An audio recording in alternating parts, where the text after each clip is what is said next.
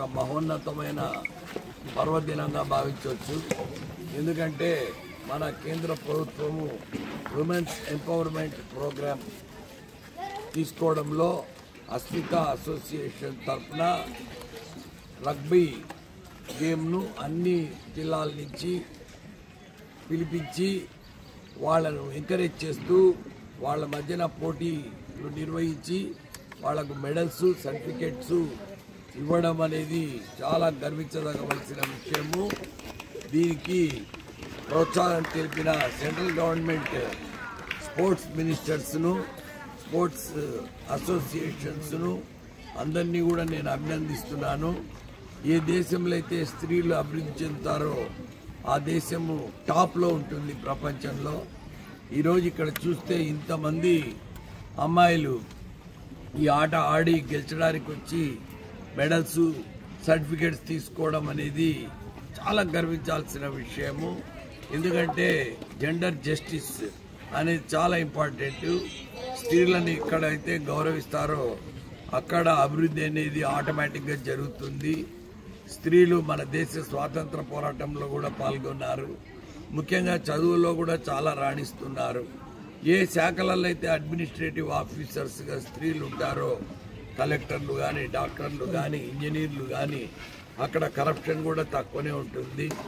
డెఫినెట్గా వాళ్ళ అభివృద్ధి కార్యక్రమాలు చేపట్టడంలో ముందుంటారు. స్త్రీ శక్తిని ఉపయోగించుకోవడంలో సఫలం కావాలి. ముఖ్యంగా ఈ సమయంలో ఆత్మరక్షణ అనేది అమ్మాయిలకు చాలా అవసరము. ఎవరైతే డాషింగ్గా డైనమిక్గా కరేజియస్గా కాన్ఫిడెంట్గా ఉంటారో వాళ్ళు లైఫ్లో ముందుకు పోగలరు. ఆట ఆడేటప్పుడు కూడా విజయంపై కన్నా ఆటలో ఆడడంలో కాన్సన్ట్రేట్ చేయడం ఇంపార్టెంట్. ఆ ఆటలో 100% వాళ్ళు నిమగ్నమైనారంటే ఫలితం అనేది ఆటోమేటిక్గా వస్తుంది. భగవద్గీతలో శ్రీకృష్ణ భగవానుడు చెప్పినాడు, ప్రయత్నం నీది ఫలితం నాది అని. కాబట్టి ఇక్కడ ప్రయత్నం అంటే participation it self is a great asset. ఎవరైతే పార్టిసిపేట్ చేసినారో వాళ్ళందరికీ కూడా పార్టిసిపేటరీ సర్టిఫికెట్స్ ఇస్తారు. ఆ పార్టిసిపేషన్ ఆ ఎక్సర్సైజ్ అనేవి వాళ్ళకి ఎంతో ఉపయోగపడతాయి, భవిష్యత్తు బాటలేస్తుంది. ఎందుకంటే ఈ కాలంలో ఊబకాయము తర్వాత ఒంటరితనం ఎక్కువైపోయినాయి. దానివల్ల కూడా చెడు అలవాట్లకు లోనవుతారు.